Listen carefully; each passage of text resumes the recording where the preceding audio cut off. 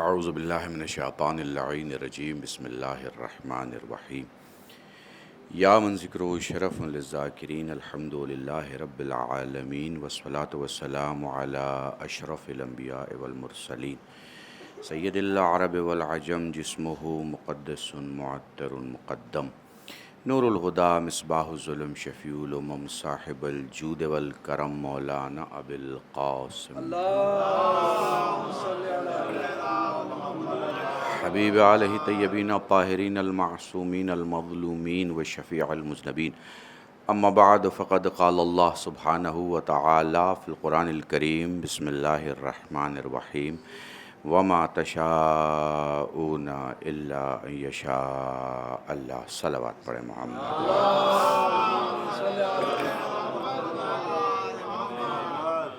عزیزان محترم، 2 رکعت شکرانے کی نماز پڑھیں گے کہ آپ کو عراق آنے کا شرف حاصل ہوا، اور 2 رکعت یہ بھی شکرانے کی نماز کہ آپ عراق آئے اور سلامتی کے ساتھ آپ کو اس کی زیارت کا موقع ملا جس کی زیارت کے لیے فرشتوں کو اجازت کی ضرورت ہو،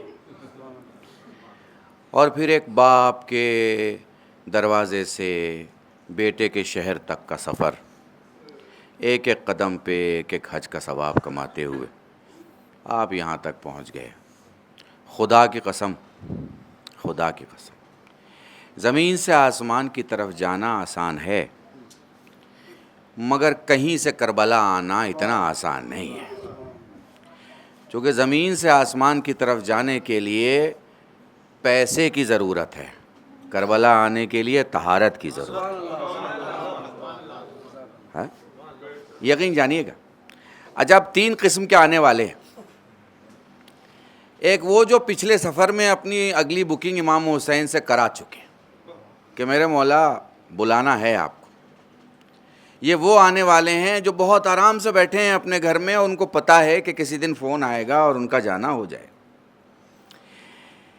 ایک وہ ہیں کہ جو تیار ہو گئے ہیں اور اینڈ ٹائم پہ انہیں کینسل کرنا پڑ رہا ہے.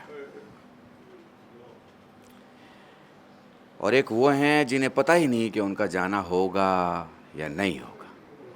نہ جانے کس کے دل میں کہاں سے خدا یہ بات پہنچاتا ہے کہ وہ کہتا ہے کہ اسے بلا لو، اور اپنے امام معصوم کے اشارے کو سمجھ کے کوئی آدمی کسی سے کہتا ہے بھیا فلاں کو لے کے چلنا ہے ساتھ. آپ کو انداز نہیں ہے کہ یہ جو 3 قسم کے لوگ ہیں تینوں حسین کے چاہنے والے ہیں. جیسے حسین کے چاہنے والے ہندوستان میں بھی آپ کو اسی 3 قسم کے ملیں گے. ایک چاند رات سے عاشور تک محرم کی مجلسیں کرتا ہے، ایک تھوڑا بڑا ہو جاتا ہے، پیسے والا ہو جاتا ہے تو 6 محرم کو گاؤں آتا ہے، چونکہ بڑا ہو گیا ہے، ٹائم نہیں ہے اس کے پاس. مگر ایک شہر جاتا ہی اس لیے کہ اتنا کما لے کہ عزاخانہ بند نہ ہو. میں بڑا جملہ کہہ رہا ہوں ابھی آپ کے سامنے. تو یہ جو شہر جاتا ہی اس لیے ہے کہ وہ کما لے تاکہ عزاخانہ بند نہ ہو، وہ ان 2 سے بہت بہتر ہے. اب یہاں آ چکے ہو تو ایک سوچ ضرور رکھنا کہ جیسے میری آنکھوں نے روزہ دیکھا ہے میں بھی کسی حقدار کو روزہ دکھا دوں. درود پڑھیں محمد ہیں. یہ سوچ اگر آپ میں پیدا ہو گئی کہ جیسے میں نے روزہ امام حسین کو دیکھا ہے ویسے میں اگلے سال کسی ایسے مستحق کو لے آؤں یا بھیجوں کہ جس کی آنکھیں ترس رہی ہیں روزے کی زیارت کے لیے. یہ قبولیت کی سند ہے، آپ کی زیارت کی قبولیت کی سند ہے کہ آپ کے دل میں اپنے لیے تو اشتیاق ہے، دوسروں کے لیے بھی اشتیاق پیدا ہو جائے. سمجھ رہے ہیں آپ؟ اسے کیا کہتے ہیں؟ اسے کہتے ہیں توفیق. کیا کہتے ہیں؟ توفیق. آسمان سے زمین کی طرف آنے والی دنیا کی سب سے بڑی نعمت کا نام ہے توفیق. میں مجلس پڑھ رہا ہوں، کیوں مجلس پڑھ رہا ہوں؟ توفیق ہوئی، مجلس پڑھ رہا ہوں. آپ مجلس سن رہے ہیں، کیوں مجلس سن رہے ہیں؟ توفیق ہوئی، مجلس سن رہے ہیں. ایک آدمی مجلس میں آیا، کہیں دور کمرے میں بیٹھا ہے، نیچے ریسپشن میں بیٹھا ہے، روڈ پہ کھڑا ہے، فرش ازا تک نہیں آیا، کیوں؟ توفیق نہیں ہوئی، توفیق نہیں ہوئی۔ تو دنیا کی سب سے بڑی نعمت کا نام کیا ہے؟ توفیق۔ یاد رکھیے گا، بس 2-4 بات تفصیل کے ساتھ ہو جائیں اور میں سمجھوں گا کہ میں نے موضوع مکمل کر دیا اور ربط مصائب پا جاؤں گا، چونکہ یہ جو وقت ہے یہ فضائل اور موضوعات کا ہے ہی نہیں۔ آپ کربلا میں 40 کی رات شروع ہونے والی، آپ اس وقت اپنے آپ کو جتنا ازا، گریا، بکا، نالا، نوحہ، ماتم میں رکھیں گے، خود کو ہنسی، مسکراہٹ، قہقہا، مذاق، مزاحیہ گفتگو سے دور رکھیں گے، آپ سمجھیے آپ نے اتنا جناب زہرا کو خوش کیا۔ سمجھ رہے ہیں؟ تو میں بس تبرکاً 2-4 باتیں آپ کو بتا دوں، یہ توفیق ہے، توفیق ہے۔ گریٹ کو گریٹر بنا دیتی ہے، بڑے کو بہت بڑا بنا دیتی ہے، اچھے کو بہت اچھا بنا دیتی ہے، یہ توفیق ہے۔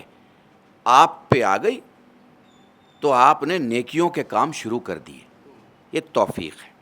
اب جب توفیق آتی ہے تو کام کیسے ہوتا ہے؟ تو اللہ انسان کے دل میں طلب پیدا کر دیتا ہے۔ کیا پیدا کرتا ہے؟ طلب۔ طلب لفظ کا مطلب تو آپ کو سمجھ میں آتا ہوگا۔ اب میں مولوی کی مثال دوں تو زیادہ صحیح رہے گا، کسی دوسرے کو کیا بولوں؟ مثلاً کوئی مولانا سگریٹ پینے کے عادی ہوں، کہیں گاؤں مجلس پڑھنے گئے ہوں اور رات کے 11:30 بجے پہنچے ہوں اور پتہ چلا ہے کہ مجلس کل صبح پڑھنی ہے۔ اب انہوں نے جیب اپنی دیکھی اور اس میں سگریٹ کی ڈبی نہیں، تو انہوں نے کسی بڑے سے نہیں کہا، کسی بچے سے پوچھا کہ یہاں سگریٹ کی کوئی دکان؟ اس نے کہا مولانا صاحب ہے تو، لیکن وہ 1 کلومیٹر کی دوری پر ہے۔ ان کا بھائی تم اپنی بائک نکالو، چلو ذرا ہمیں سگریٹ لینا ہے۔ اچھا مولانا صاحب اس 12-15 سال کے 18 سال کے جوان کو لے کے چل دیے، کیا لینے کے لیے؟ سگریٹ۔ بھائی صاحب کیوں؟ کیونکہ طلب پیدا ہوئی۔ طلب اچھی چیز کی بھی ہوتی ہے، طلب بری چیز کی بھی ہوتی ہے۔ نہیں، جملے اور بدلوں اور مجلسی کر دوں، طلب جسم کی بھی ہوتی ہے، طلب روح کی بھی ہوتی ہے۔ جو زمین سے جڑا ہوتا ہے جسم کا طلبگار ہوتا ہے، جو آسمان سے جڑا ہوتا ہے روح کا طلبگار ہوتا ہے۔ جو پستیوں میں رہنے والا ہوتا ہے اسے جسم دکھائی دیتا ہے، جو بلندیوں کا مسافر ہوتا ہے اسے روح دکھائی دیتی ہے۔ یہ طلب ہے۔ طلب نے 12 بجے رات کو اٹھایا، طلب نے بچی سے بائک نکلوائی، طلب نے بچے کو ساتھ لے جا کے سگریٹ خریدوایا اور واپس آئے۔ تو طلب کیا پیدا کرتی ہے؟ تلاش۔ توفیق طلب پیدا کرتی ہے، طلب تلاش پیدا کرتی ہے۔ اب جب یہ تلاش کرنے باہر نکلتا ہے تو اسے ایک شہر دکھتا ہے جس شہر کا نام ہے محبت۔ محبت۔ محبت کیا ہے؟ محبت ایسا ہے جیسے ایک کمرہ ہے، ایک لائبریری ہے، ایک ٹیبل ہے، ایک نیوز پیپر ہے، ایک کافی کا کپ ہے۔ اب آپ جب کوئی پیپر پڑھ رہے ہیں تو آپ کو اپنی کافی کا کپ بھی دکھ رہا ہے، لائبریری کی کتابیں بھی دکھ رہی ہیں، کھڑکی بھی دکھ رہی ہے، اور اس سے آتی ہوئی سورج کی کرنیں بھی آپ دیکھ رہے ہیں، سب کچھ دکھائی دے رہا ہے۔ یہ کیا ہے؟ محبت ہے۔ مگر اس شہر کی حدیں جہاں ختم ہوتی ہے وہاں سے دوسرا شہر شروع ہوتا ہے جسے کہتے ہیں عشق۔ اس شہر کی حدیں جہاں ختم ہوتی ہے وہاں سے دوسرا شہر شروع ہوتا ہے، اسے کہتے ہیں عشق۔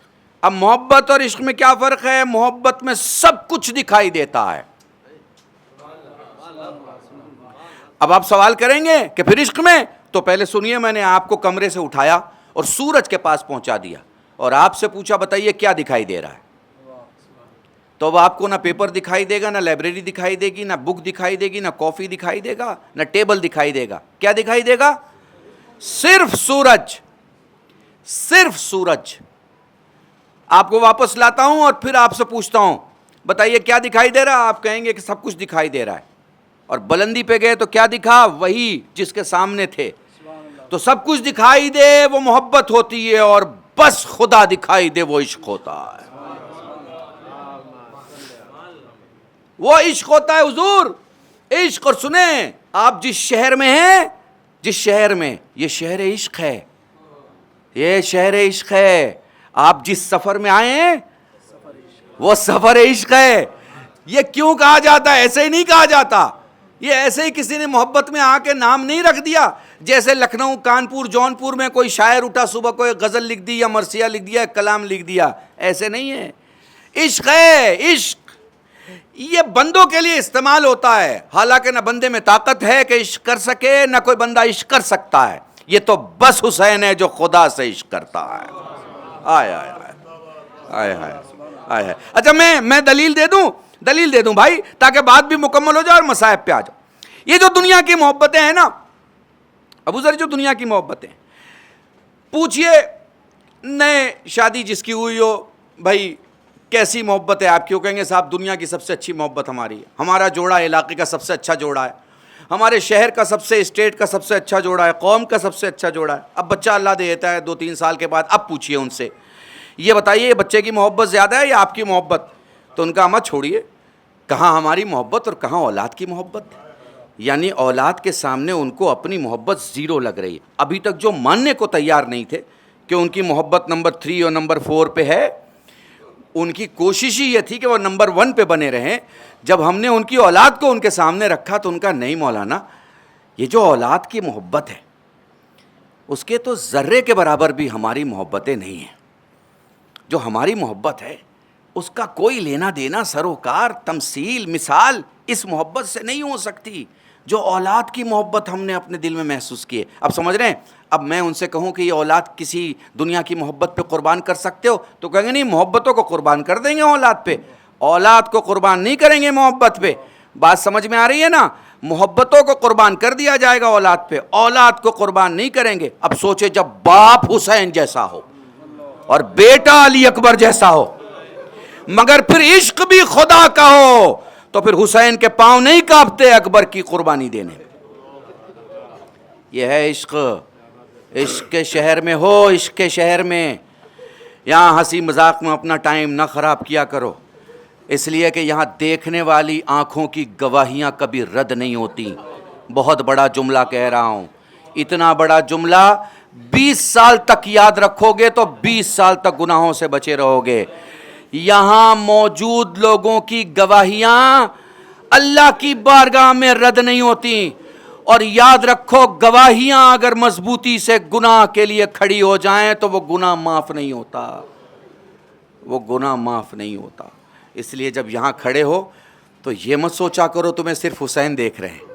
نہیں نہیں نہیں نہیں، تمہیں حسین کا علی اکبر بھی دیکھ رہا ہے.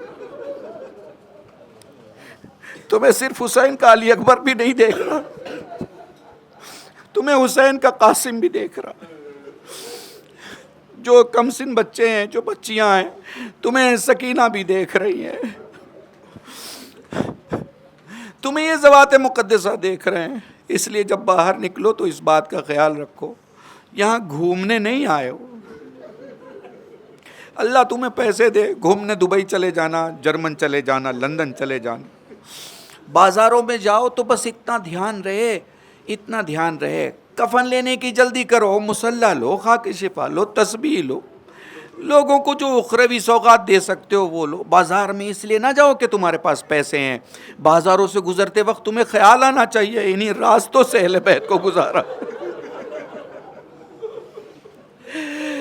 شیعت اتہاس بھلانے کا نام ہے ہی نہیں، شیعت اتہاس یاد دلانے کا نام ہے. اگر شیعت اتہاس یاد دلانے کا نام ہے تو پوچھو کسی عالم سے کہ یہ بتاؤ کہ سجاد کس طرف سے نکلے تھے، یہ بتاؤ کہ سجاد جب نکلے تھے تو کس مقام سے کوفے کی طرف مڑ کے شام کی طرف راستہ گیا تھا، تاکہ تم بسوں سے بھی جاؤ تو تمہیں احساس رہے یہ وہ مقام ہے جہاں سے میری جناب سکینہ اونٹ سے گری تھی.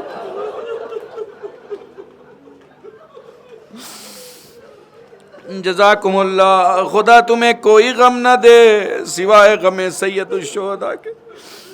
2-4 جملے مصائب کے سن لو، مجلس تمام ہے. سورج ڈوب جائے گا، شب لگ جائے گی، شب 40، شب چیلم.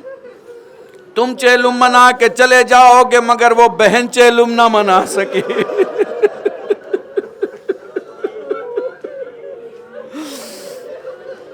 جزاکم اللہ، خدا تمہیں کوئی غم نہ دے، بس ایک روایت سناؤں گا اور مجلس تمام ہے۔ ابو ذر بڑی عجیب روایت ہے، میں اربعین میں پڑھا کرتا ہوں۔ جناب زینب کا اصول تھا، ہمیشہ اپنے بچوں کو، ہمیشہ قیدیوں کو، ہمیشہ بیویوں کو دیکھا کرتی تھی۔ وہ جو تعداد تھی نا زینب کے پاس، وہ تو ختم ہو گئی تھی۔ جتنے مدینے سے چلے تھے کربلا میں ختم ہو گئے، جو کربلا سے بچ کے چلے تھے 40 بچے شام تک ماؤں کی گودی سے، اونٹ کے تیز چلانے کی وجہ سے جو ظالموں نے چلایا، ہاتھ پسے گردن سے بندھے تھے، گودوں سے بچے اچھل اچھل کر زمین پہ گرتے اور شہید ہو جاتے۔ 40 بچے، انداز لگائیں، بہت کم لوگ، بہت کم لوگ۔ جناب سید سجاد کے قریب آ کے زندان کے اس کونے کو بار بار زینب دیکھ رہی ہیں، سجاد دکھائی نہیں دے رہے۔ بڑی بے چینی میں اپنے بھتیجے کو تلاش کرتے کرتے جب کسی کونے میں دکھائی نہیں دیے، در زندان کے پاس بیٹھ گئیں۔ شاید کہہ رہی ہوں بابا شام غریبہ تو آئے، یہاں بھی آ جاؤ۔ تھوڑی دیر کے بعد در زندان بند رہا، باعجاز امام سید سجاد زندان میں داخل ہوئے۔ اپنے بیٹے کو دیکھا، داڑھی پہ خاک لگی ہوئی، امامے پہ خاک لگی ہوئی، ہاتھوں کو دیکھا، پورے وجود کو دیکھا۔ سجاد بیٹھ گئے، میرے لال کہاں تھے؟ میرا تو دم نکل جاتا۔ فرمانے لگے پھوپھی اماں بابا کو دفن کرنے گیا تھا۔ پھوپھی اماں بابا کو دفن کرنے گیا تھا، میرے لال یہ بتا میرے ماں جائے کو کیسے دفن کیا؟ پھوپھی اماں نہ پوچھیں میں نے کس کیفیت میں بابا کو دفن کیا۔ دو جملے مصائب کے اور مجلس تمام۔ پھوپھی اماں میں نے بابا کو بہت نزدیک سے دیکھا، میں نے بابا کو بہت نزدیک سے دیکھا۔ پھوپھی اماں اس کے پہلے میں نے چچا کے لاشوں کے ٹکڑوں کو دیکھا۔ پھوپھی اماں میں نے ایک تختہ منگوایا، اپنے چچا کے لاشوں کے ٹکڑوں کو سجایا۔ جب سینہ تیار ہو گیا میں نے کان رکھ کے کہا چچا سکینہ نے سلام کہا ہے، جزاکم اللہ۔ میں نے اپنے بابا کو دفن کیا، پر پھوپھی ایک مسئلہ تھا، معصوم کو دفن کرنے کے لیے 2 ہاتھ قبر میں دینے والا اور 2 ہاتھ قبر میں لینے والا چاہیے۔ میں ابھی سوچ ہی رہا تھا کہ قبر سے 2 ہاتھ نمودار ہوئے۔ اے میرے لال سجاد لا میرے حسین کو میرے حوالے کر دے۔ ہائے فاطمہ ہر مقام پہ موجود، ہائے کربلا، ہائے اربعین، الا لعنت اللہ علی القوم الظالمین۔ ماتم